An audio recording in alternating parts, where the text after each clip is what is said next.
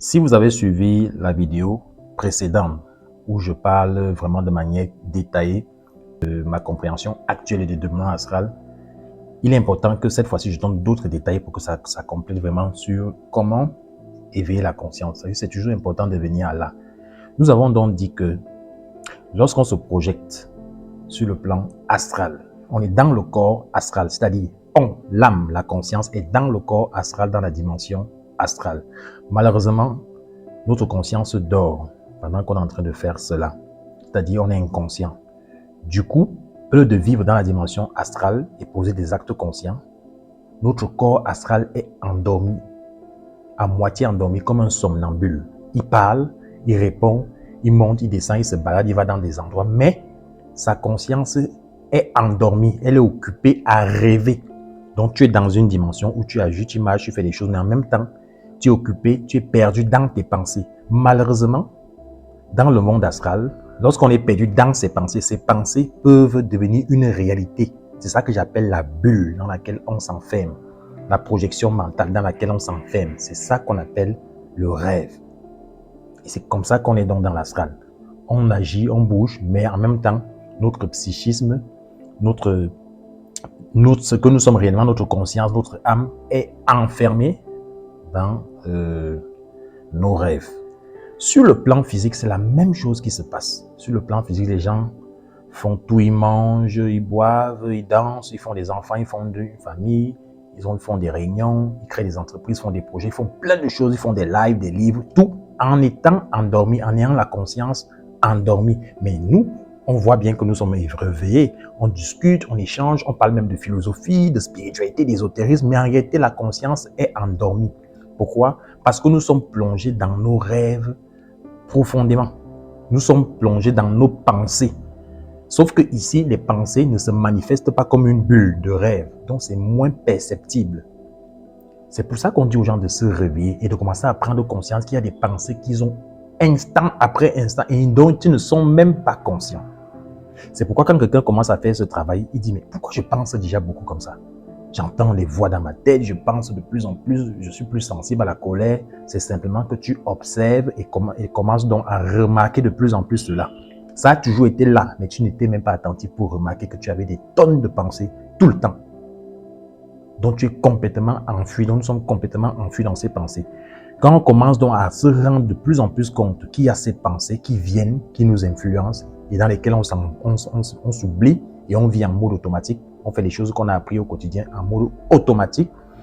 La nuit, en corps astral, on va donc commencer aussi à se rendre compte qu'on fait des rêves. On commence à se rendre compte que oui, on vit dans des rêves. Peut-être on ne peut pas encore agir vraiment consciemment de manière lucide dans le rêve, mais on commence à soupçonner, on commence à faire des petites choses.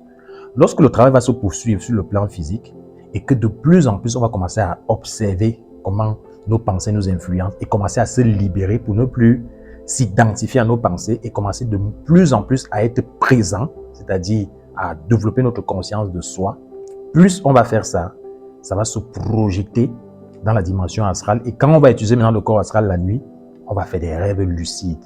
Et quand je dis des rêves lucides, ça veut dire tous les soirs. Je ne suis pas en train de dire que de manière ponctuelle ou après avoir mangé quelque chose ou après avoir fait un exercice particulier, tu as fait un rêve lucide. Non. Je dis chaque soir automatiquement, si tu fais le travail tel que je dis de manière intense et que tu commences vraiment à développer la présence en soi, eh bien, ça va se projeter dans l'astral, ça va devenir un rêve lucide. C'est-à-dire que tu seras conscient que tu es dans un rêve et tu pourras le manipuler et le changer à ta guise. Ça correspond à quelqu'un qui, sur le plan physique, est capable de générer lui-même ses propres pensées et de ne plus simplement suivre la vague automatique de ses pensées. Il observe la vague automatique, il peut les bloquer et il peut faire ce qu'il veut. Plus tard, quand il va commencer vraiment à s'éveiller, eh bien, il va passer à un autre stade. J'accélère vraiment le temps. Quand je dis plus tard, ça peut prendre du temps. Ça dépend aussi des gens et des incarnations et tout ce qu'ils ont comme bagage déjà. Plus tard, donc, ce qui va se passer, c'est que la personne va commencer à atteindre un niveau de conscience tel que la présence en soi ne sera plus un exercice. Ça sera quelque chose qui va s'imposer automatique, instinctivement à lui. Donc la présence va devenir quelque chose d'instinctif. Il n'aura plus besoin d'y penser pour pouvoir se mettre en présence. Il n'aura plus besoin d'y penser pour pouvoir se mettre en rappel de soi, en conscience de soi. Ce niveau-là est très intéressant. Lorsqu'on atteint ce niveau, eh bien, dans le monde interne, dans l'astral, c'est quelqu'un qui est capable maintenant de prendre conscience qu'il est dans un rêve, qui peut modifier le rêve, donc le rêve lucide, et qui peut dissoudre le rêve et pénétrer dans la dimension astrale. Et plus tard, la personne qui est sur le plan physique, qui atteint ce niveau, ou de manière instinctive ou instinctivement, automatiquement, il a la présence. Il ressent la présence. Il s'auto-observe automatiquement sans plus avoir besoin de faire trop d'efforts, juste qu'il peut augmenter l'intensité de l'observation, bien de la sensation de soi, ou la diminuer selon ce qu'il veut. Cette personne va atteindre maintenant un niveau où il ancre dans la conscience objective. C'est un autre niveau. Donc, on quitte la conscience de soi pour atteindre la conscience objective. C'est la pleine conscience, c'est-à-dire on n'est plus conscient seulement de soi, on ne ressent plus seulement le soi, bien qu'on va continuer à observer le soi, c'est pas qu'on va arrêter, mais en plus d'être conscient de soi, on commence à être conscient de notre environnement, comme si notre corps avait augmenté et qu'on était capable de sentir tout ce qui nous entoure, comme s'il y avait une aura magnétique tout autour de nous qui était capable de ressentir, qui est capable de ressentir les choses qui nous entourent. Donc partout où on va, cette aura-là est en contact avec tout ce qui nous entoure. Pourquoi? Parce que petit à petit, on est en train de étirer notre conscience et même la limite de nos 5 sens est en train d'augmenter. On est conscient de ce qui nous entoure et de plus votre conscience objective va augmenter, plus cette limite va se repousser jusqu'à l'infini. Vous voyez que je suis encore allé très loin. J'ai dit il y a jusqu'à l'infini. Ça veut dire que c'est beaucoup de travail. C'est pas en 2 jours comme je suis en train de parler vite. Non, c'est pas ça. C'est beaucoup de travail. Mais lorsque vous commencez à ressentir la présence tout autour de vous, dans l'astral, ce qui va se passer, c'est que vous pourrez vous maintenir conscient. Parce qu'on a dépassé l'étape du rêve lucide, on a déchiré le rêve, on a fait dissoudre le rêve, on a déchiré le rideau du temple, pour parler de manière symbolique, selon la Bible. On ancre dans la dimension astrale et on peut se maintenir là-bas conscient de plus en plus longuement.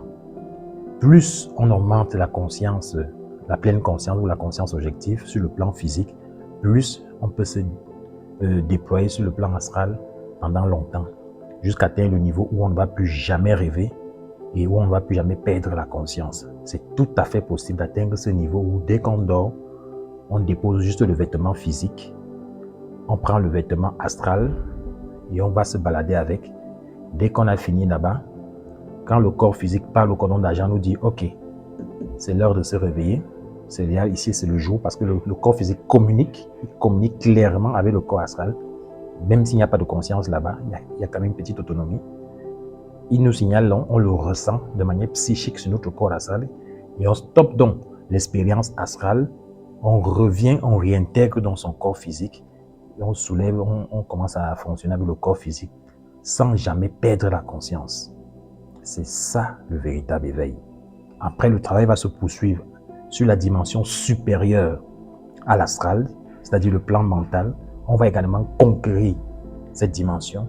Ensuite, on va poursuivre sur la dimension causale. On va conquérir cette dimension sur la dimension bouddhique, la dimension atmique et ensuite la dimension logoïque.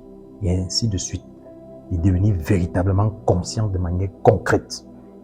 C'est vrai qu'à un moment, on aura besoin de certains outils. On aura besoin de certains corps pour pouvoir atteindre certains niveaux d'autoconscience. Mais ça, c'est une autre histoire. Mais là, dans le principe, c'est ça qu'on appelle réellement l'éveil. Donc, si on n'est pas conscient dans la dimension supérieure, ça veut dire qu'on n'est pas aussi conscient dans la dimension inférieure. Si on n'est pas conscient en astral, ça veut dire que quelque part, on continue de dormir ici. On n'est pas encore vraiment dans la présence et on n'est pas encore vraiment dans la pleine conscience. Peut-être on est en train de rêver qu'on est dans la présence et qu'on est en train de rêver qu'on est dans la pleine conscience. C'est possible de rêver ça. Il faut le faire sincèrement et profondément et être violemment sincère avec soi-même pour ne pas se mentir, ne pas se dire des bêtises. Donc, travaillons sur nous, désintégrons nos rêves ici et maintenant, sortons des programmes informatiques de nos pensées et de nos émotions et commençons à vivre le réel. Nous devons devenir des je suis. Nous devons être dans le je suis instant après instant. C'est l'objectif que nous tous nous visons et de plus en plus, nous devons aller vers ça et continuer d'étendre notre conscience. Il fallait qu'on le dise pour que ce soit bien compris à propos de l'éveil de la conscience. Aka.